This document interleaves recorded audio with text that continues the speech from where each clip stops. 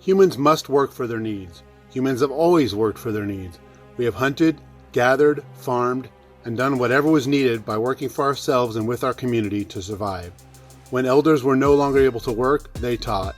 Elders worked and contributed using their wisdom, and when they had no more of that to give, they were taken care of by other people who worked. Everyone works.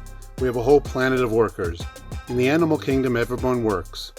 In nature, beavers don't only catch fish, they dam an entire river so that the fish are easier to catch.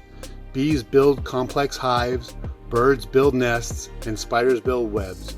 All of nature works. From the grazers who only have to climb a tree, to the snakes that only need eat once a week. Even a baleen whale, who only has to move forward to eat, still has to move forward. These whales also travel hundreds of miles to eat, mate, and raise their young. All across this earth, all of nature works. Humans must work as well. They must work for what they want as well as for what they need. Lack of work is dangerous. Like all things good for us in moderation, lack of work is bad in excess.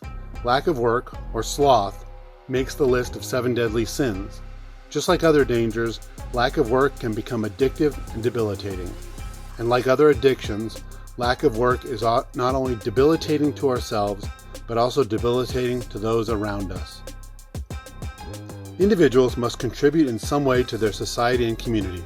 An individual must make every effort to work and contribute. The individual cannot become a self-imposed burden on his or her fellow members of society until all options have been exhausted.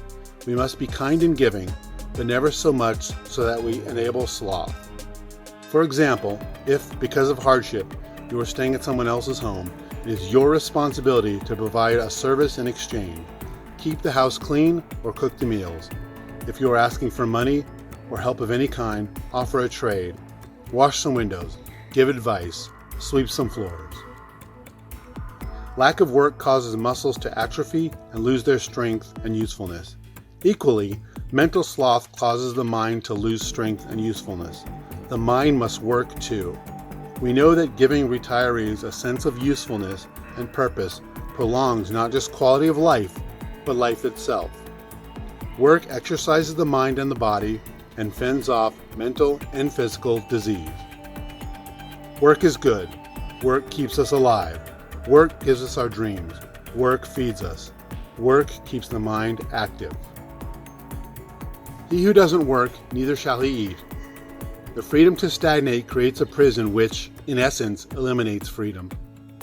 A man is a worker. If he is not that, he is nothing. It has been my experience that one cannot, in any shape or form, depend on human relations for lasting reward. It is only work that truly satisfies. Life grants nothing to us mortals without hard work.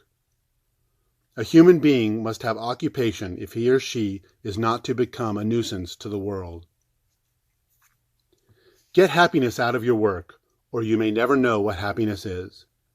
Derive happiness in oneself from a good day's work, from illuminating the fog that surrounds us.